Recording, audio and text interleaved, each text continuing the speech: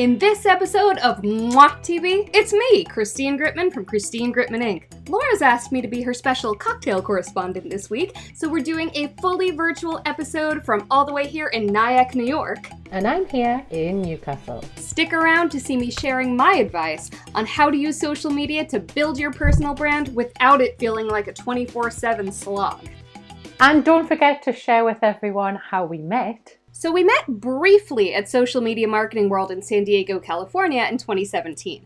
And we talked a little bit, but really I just remember everywhere I saw you, I was just like, I can't get enough of this girl's look. This whole vintage thing, I just thought it was amazing. I also have a love of vintage, but I'm nowhere near your level, girl. So I remember noticing you everywhere we went. And then, of course, when I heard that we were both going to be back in San Diego in 2018, I had to book a shoot with you. I think this might have been actually like my first branded lifestyle shoot. Now I do a bunch of them, but the fact is I think this was the first one where I was really like, I'm ready to step into my brand and sort of own it. And you were the perfect photographer to capture that. First of all, you get the retro vibe and feel. Second of all, you're really fun. We also just vibed. I mean, you'd have an idea and I'd instantly be game for it. I'd have an idea and you would know the best way to possibly shoot it. We're just sort of wandering around this neighborhood that neither of us knew terribly well and just finding all of the best spots, finding all the little hints of red here and there. I mean, we even waited for like a trolley train to pass by because it was, of course, red. It was such a great shoot that when I came up to Newcastle in 2019 for Atomicon, I made sure to book a shoot with you, and I will again the next time we're on the same continent. Yes, that's right. I am still massively in love with that photo we got with you and the red train when we did that shoot together way back in 2017. Christine, please tell us which cocktail you've selected to accompany your cocktail correspondence for this week's episode. Today I've made a little something called coquito.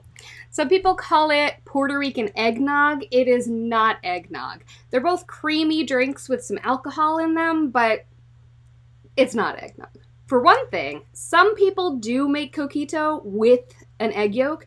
I am not in that camp. I do not make it with eggs. Lots of actual Puerto Rican people do not make it with eggs, so I feel like it's still legit.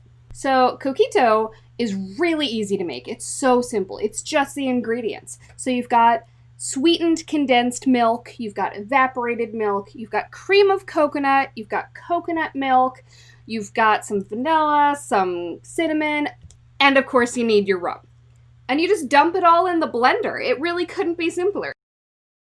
You want to chill it in a glass vessel. A vessel with a top, ideally. Like if you have any old liquor bottles, that's probably perfect. And once you're done chilling it, you really want to give it a good shake before you drink it because it does separate a little bit. But, I mean, while you're drinking it, it's just fabulous. How beautifully seasonal. I've mixed one to go with us as well. So cheers, babes. So I started drinking coquito because we had a friend who's from Puerto Rico, and she makes it every Christmas and gives bottles to her friends. And at some point, we had very much loved being on the coquito gift list, but at some point we said, why don't we figure out how to make this for ourselves? And when we found out how easy it was, we were like, all right, this is a year-round thing now. And I just like drinking it from my Waterford crystal glasses because it makes me feel fancy. I really love coquito because it tastes like melted ice cream with a kick of coconut. So like melted vanilla coconut ice cream, I guess. Christine, you've got the magic blue tick on a couple of your social media platforms, haven't you? How did you go about getting them, and do you plan to bag any more? So I would love to say that I have my blue check marks because I'm a super important social media person, but they actually happened when I was a journalist. A journalist is considered a public figure. So first, Facebook, I had to apply myself, and they have real people evaluating the verification requests. So the first time I applied, I did not get it, and I was really annoyed because the guy a couple cubicles away got it, and I'm like, why does he get it? But then I applied again, and a different person, I guess, looked at my application and decided that I was worthy. Twitter, I've got no idea. Twitter, I didn't have to apply for. My company applied for it. The huge newspaper conglomerate I was working for at the time, they got me verified on Twitter. And with both Facebook and Twitter, again, I was verified because I was a public figure, because I was a journalist. I got those check marks in 2015 2016, I quit to start Christine Gritman Inc. But I guess I stayed sufficiently interesting online that they never got the memo that I wasn't important anymore. Instagram is a trickier nut to crack. I'm not even really trying. I have applied for Instagram verification here and there, just because why not? But I'm not going to get it, and here's why.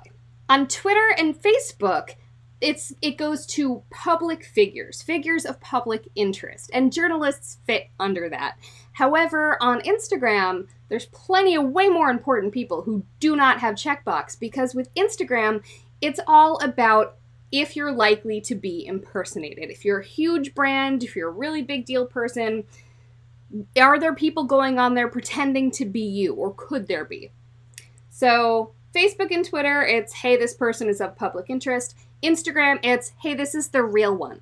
So that said, I'm not really losing a lot of sleep over not having that Instagram blue check mark. I'm not going to get it. That's fine. When it comes to social media, how do you build your personal brand then?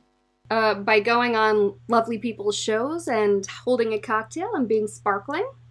No, but seriously, we all have a personal brand. If anyone in your life has said to you that they saw something in a shop or saw something on TV and said, oh my goodness, this was so you, that's where it begins. That's kind of the beginning kernels of your personal brand, because your personal brand is really what other people think of when they think of you, but also the things that make people think of you. And it doesn't have to be related to what you do. I mean, you shouldn't make it a mystery that they have to suss out, but your personal brand and what you do for a living, they can be completely unrelated things. You are what make them related.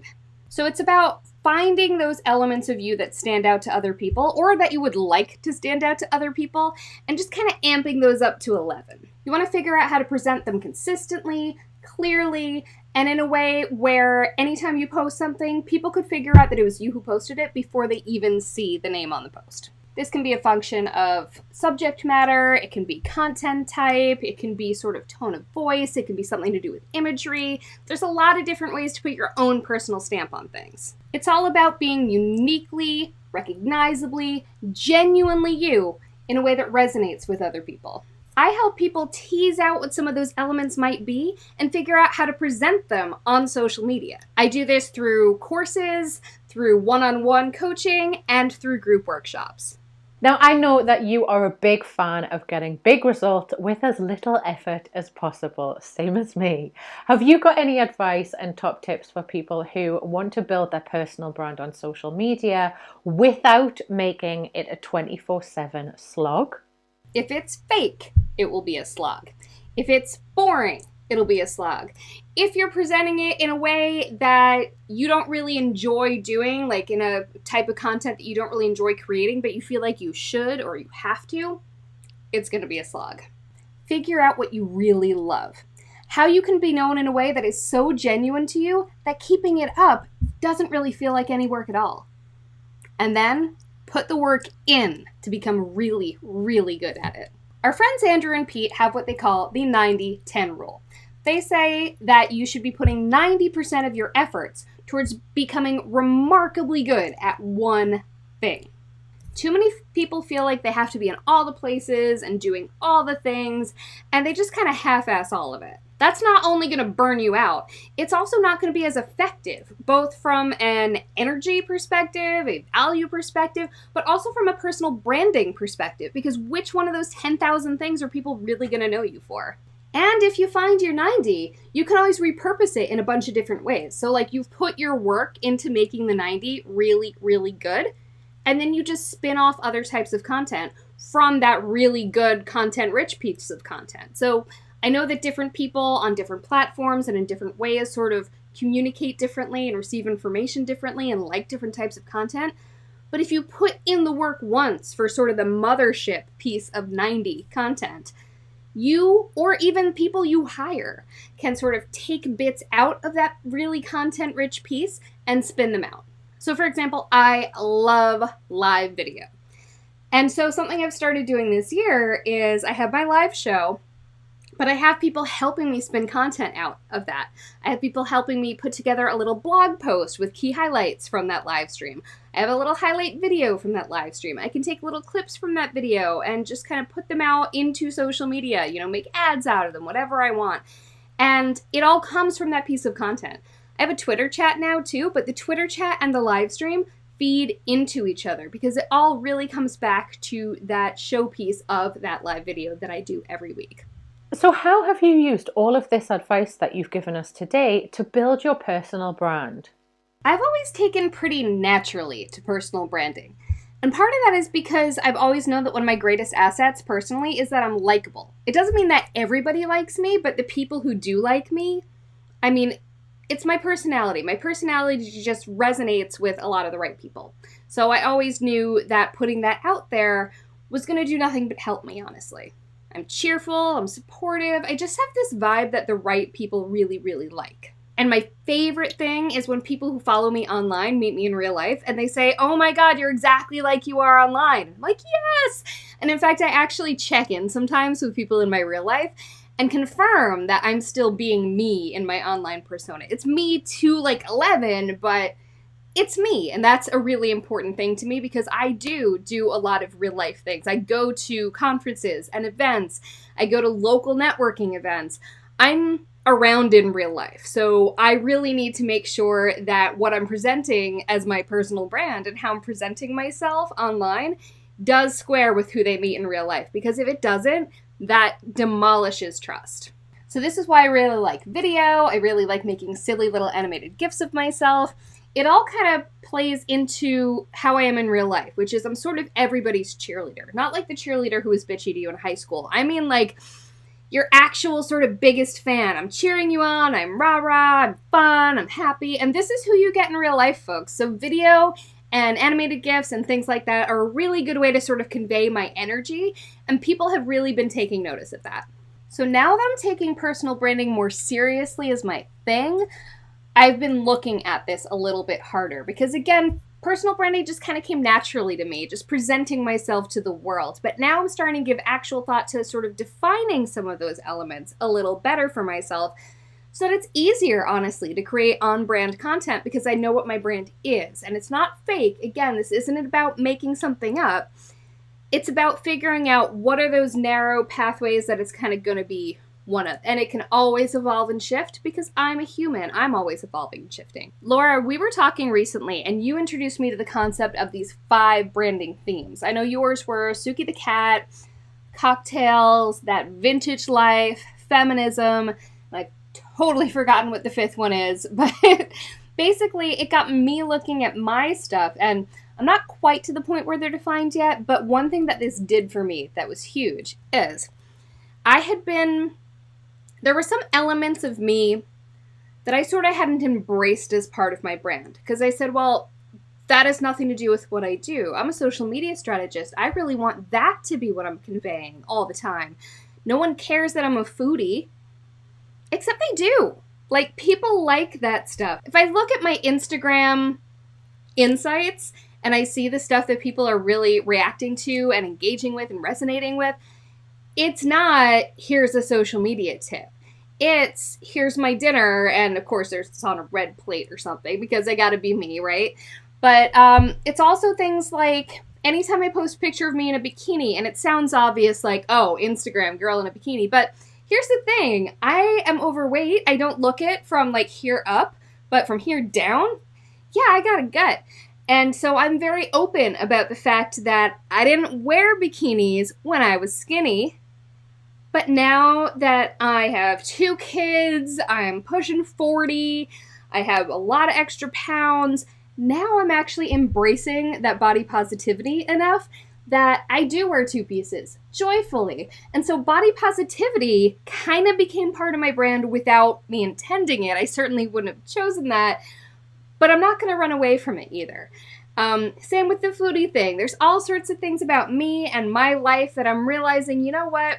This isn't irrelevant to the right people. And that's what to think about when it comes to your personal brand.